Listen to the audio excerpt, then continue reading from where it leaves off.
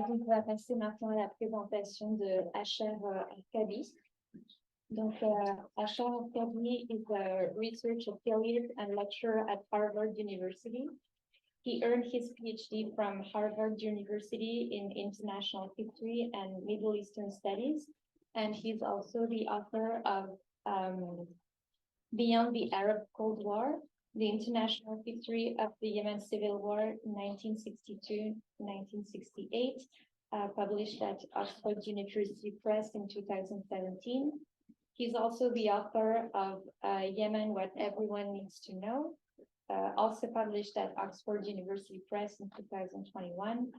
During the ongoing conflict in Yemen, he has contributed to Foreign Affairs, The National Interest, among others, and has commented on both English and Arabic media such as C-SPAN, Al Jazeera, and Al Arabiya.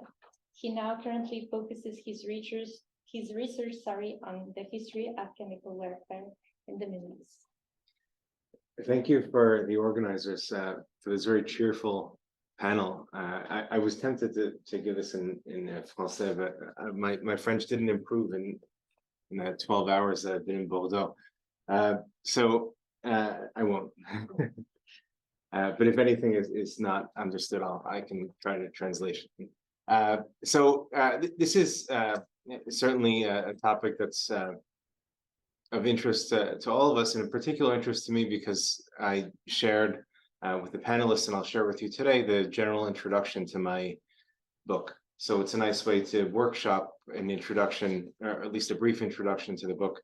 And this is a really great opportunity to do so. So I call it the Tenuous Taboo.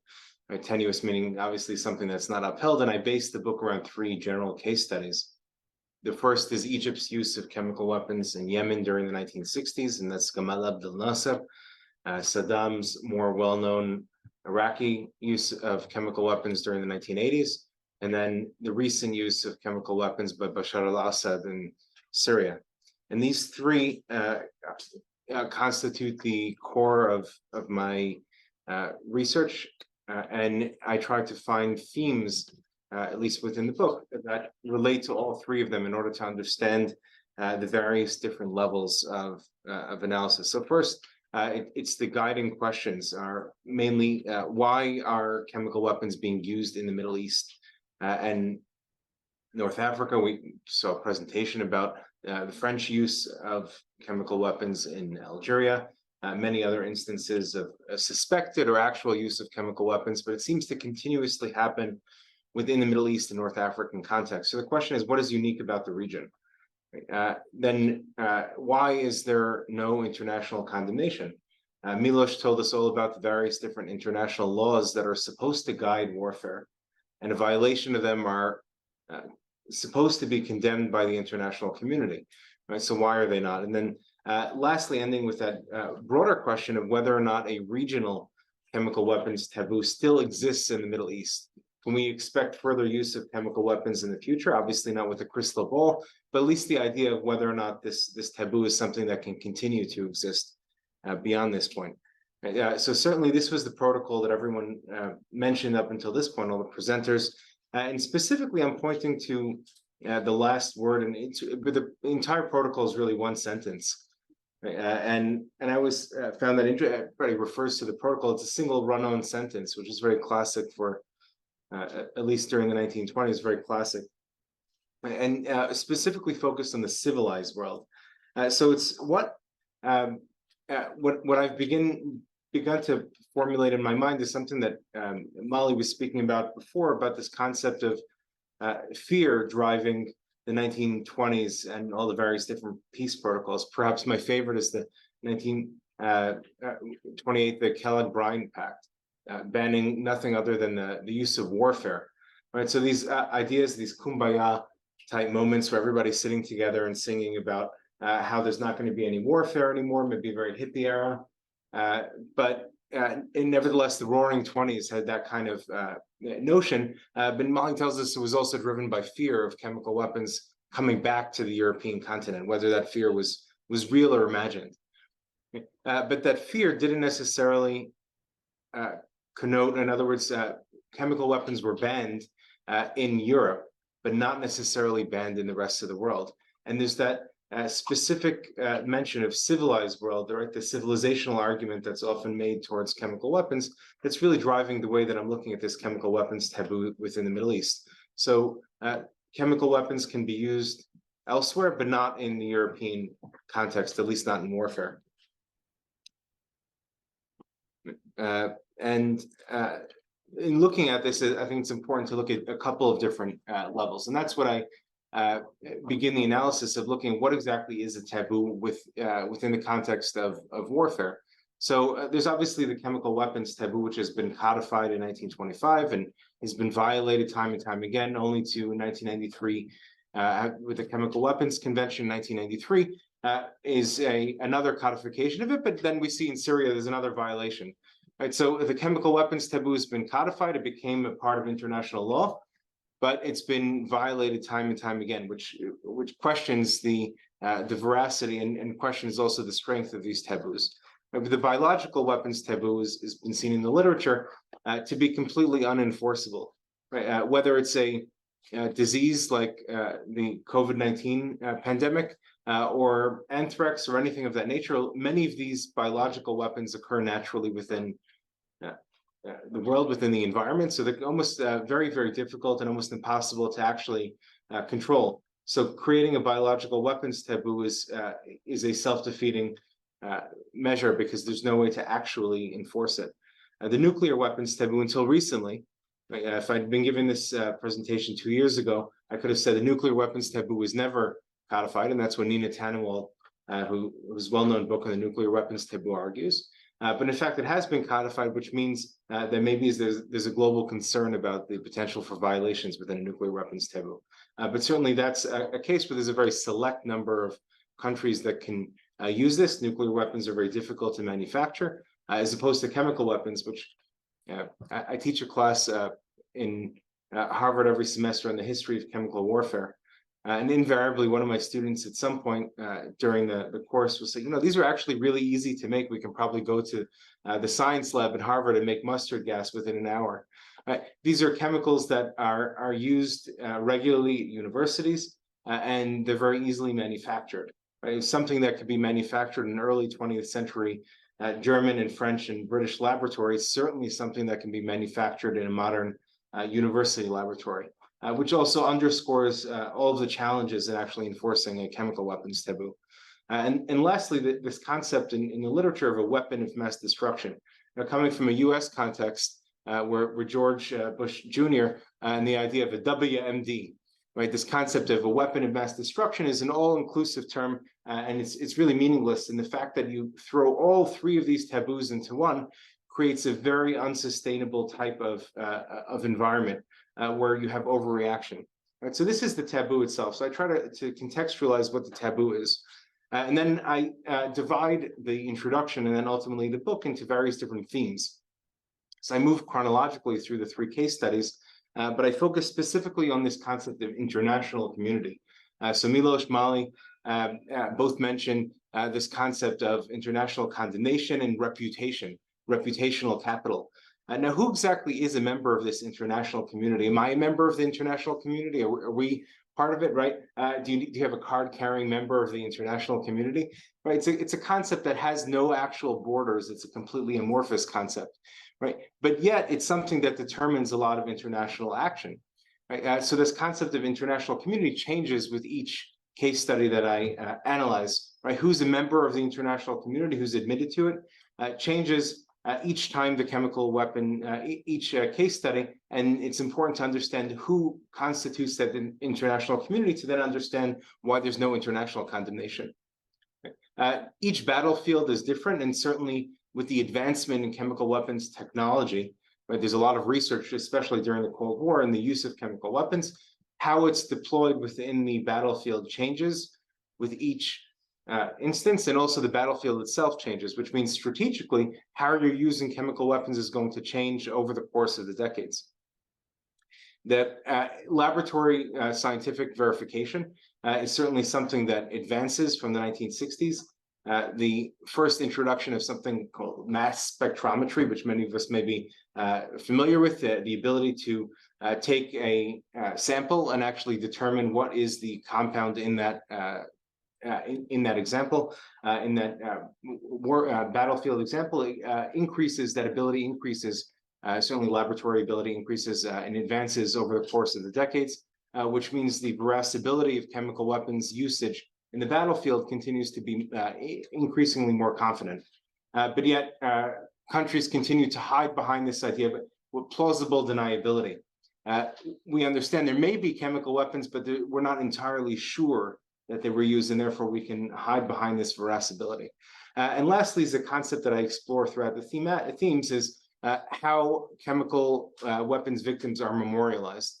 And that changes with each case study, but also certainly is important to understand the local society as well.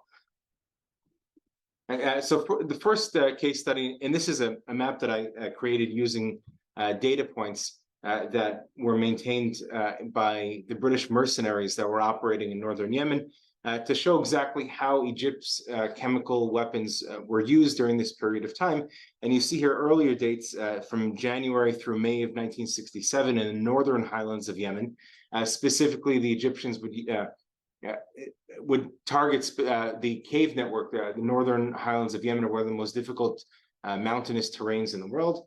And the Yemeni rebels used the cave network in order to hide both munitions and their own tribal network within these caves. The Egyptian Air Force dropped poison gas within the vicinity of the entrance to these caves, flushed out the tribal militias that were inside the caves who had needed to come out for fresh air. And then a second sortie of Egyptian aircraft would come with conventional weapons in order to kill the militiamen that came out.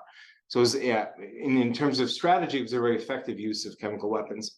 You see that also usage later on during the Egyptian evacuation from Yemen in July of 1967 was a way in order to forestall a rebel advance towards the Egyptian defensive points. Right, so chemical weapons are used very strategically within the Egyptian context and a complete reliance upon the Air Force. And the reason the Egyptians were able to do this is the question of what constituted the international community at the time.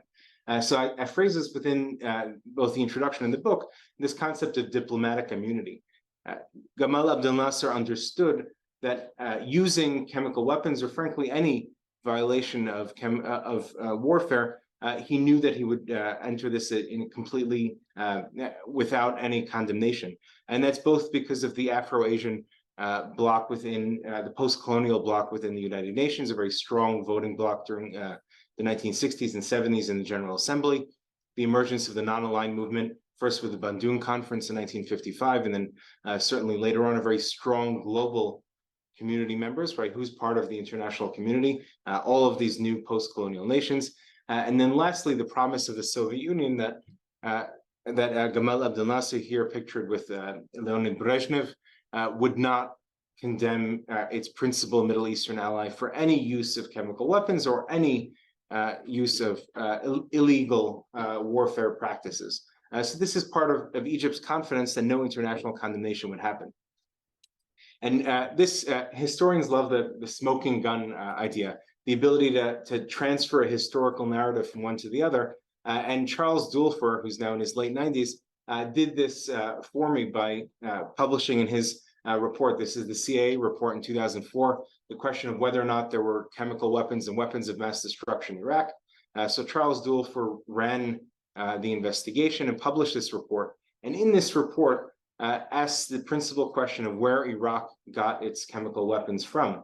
And in this report, Dulfer has a direct link between Egypt's use of chemical weapons during the 1960s and the transfer of Egyptian scientists and chemicals to Baghdad in Iraq during the 1970s and 1980s. So there's a direct transfer of chemical weapons from Egypt to Iraq and also from Egypt to Syria as well, pre-1973. So this node connects all three of the uses of chemical weapons. These three case studies are all connected by Egypt's advancement in chemical weapons technology. Egyptian scientists are sought after both in Syria and in Iraq. So how does one put together the story of the Iraqi chemical weapons use. And here we were talking about archives and historical evidence. And this is a unique case. We don't know what's happening in the inner workings of Egypt during the 1960s. That's not open to the public, but we do know exactly what's happening within the military decision makers in Iraq during the 1980s.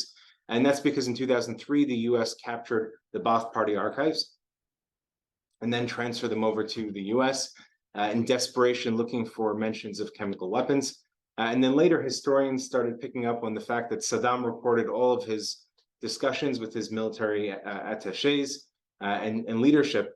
And I spent dozens of hours reading or listening through dozens of hours of Saddam's tapes. I've gotten to actually appreciate Saddam's mannerisms and jokes, but he talks a lot about these banned weapons. And that gives you an idea of exactly how Saddam and his military personnel envision the usage of chemical weapons during the 1980s, which allows us to create that kind of narrative. Now, right now, they're still housed in the Hoover Institute. If anybody's fancies a trip out to San Francisco, it's lovely this time of year. And you can also look at the Ba'ath Party records and the various different data sets that will allow you to both analyze the use against Iran during the 1980s and then the use against the Kurdish population during the late 1980s. And what I found in the archives is the fact that Saddam is operating under a number of specific military strategic calculations. First is the fact that chemical weapons gives him technical superiority against Iran, his ability to use chemical weapons against a far larger and more numerous Iranian adversary. The declining Iraqi morale, both amongst the soldiers and the population. Chemical weapons increases that morale. There's a psychological impact not only on the Iranian soldiers and civilians, but also psychological impact in giving the Iraqis a new sense of confidence in the battlefield that they have a weapon that the Iranians do not have. What I found very unique, and this is to some of the points that have been brought up, the fact that Saddam made explicit instructions, number one, that the weapons were not to be used without his authorization, and that they were not to be used anywhere near the Turkish border. There was a concern that the cloud of chemical weapons would go towards the Turkish border and then damage Iraqi-Turkish relations. Something that it's important to consider, because as much as Saddam was using this against Iran and against the Kurds, there was a fear of using it against a European or semi-European power, because that would have been the violation of the very notions that Mali was talking about from the 1920s. And lastly, this is Saddam's understanding of what exactly the international community meant at the time, his ability to weaponize public opinion against Iran. This is post-1979. There is no country more demonized in the world after 1979 than Iran. Saddam understands this and therefore feels very confident and comfortable using chemical weapons. There's two different parts of this international community that emerged during the 1980s, and that's certainly the UN various different disarmament committees, not only for chemical weapons, but also for weapons of mass destruction more generally, and then ultimately leading up to the OPCW, the creation of the organization supposed to oversee the ban on chemical weapons. What's unique about this is that during the 1980s, there was no international condemnation of Iraq. Certainly, the UN published reports condemning the use of chemical weapons, but always couched it in both Iran and Iraq, even though Iran, it's not clear whether Iran actually deployed the chemical weapons. So Saddam understood the nature of the international community during the 1980s and was relatively confident that no action would be taken. In fact, no action was taken, not until many years later with the passage of the Chemical Weapons Convention in 1993. That international community changes again during the current war in Syria, because you have the emergence of a new generation of international NGOs, the same NGOs that especially around Christmas time always try to solicit funds from a more popular audience, right? Donate to the Christian Aid Fund, to Oxfam, all the others. because we're documenting atrocities across the globe. Right, it's a really big moneymaker for them. Every time there's atrocities, it's a huge increase in the amount that's gone into these INGOs. But that's certainly a separate topic. But what that does is it changes the narrative. The narrative is no longer dominated by the UN General Assembly, but the narrative is dominated by international media, social media, and certainly the international NGOs. And here, these are maps created not by the UN or by British mercenaries, but rather by international NGOs. Who document the use of chemical weapons by Syria. And certainly the condemnations are coming not from a UN type organization, not from the United States, from the European countries, but rather from these ultimately powerless international NGOs who issue these condemnations, searching for additional donations from countries and from personal accounts. And certainly here is Amnesty International, one of the most notorious for wasting money, is referring the situation to the International Criminal Court, the ICC, certainly trying to hold the Syrian government responsible, calling for deploying international monitors and reporting, etc. All useless condemnations without any actual action, something that Bashar al-Assad understands the nature of the international community more than anybody else. The same with Christian Aid issuing these kinds of condemnations, Human Rights Watch and Médecins Sans Frontières issuing warnings and condemnations, etc., all without any actual teeth, all without any actual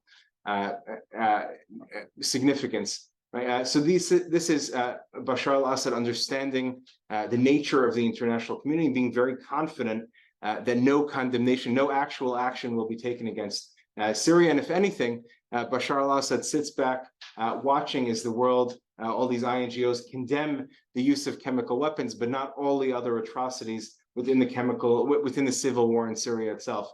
And he says in response, okay, I won't use chemical weapons anymore, but I'll still conduct all various different human rights violations. So I'll end just where we're looking with a very uplifting slide, looking at where chemical weapons may be used in the future. And these ideas, if we carry these concepts over, certainly global powers like Russia and Ukraine, who many international agencies have been warning that chemical weapons may be used in Ukraine in an act of desperation by either side, and supposedly both possess them, technology by a rogue state like North Korea or like Syria, and certainly by terrorism, and certainly looking at the case in 1995 in the Tokyo subway bombing and the use of nerve agent by terrorist agencies. So this is a very uplifting slide. I'll end here, and I certainly will have time for questions. Thank you.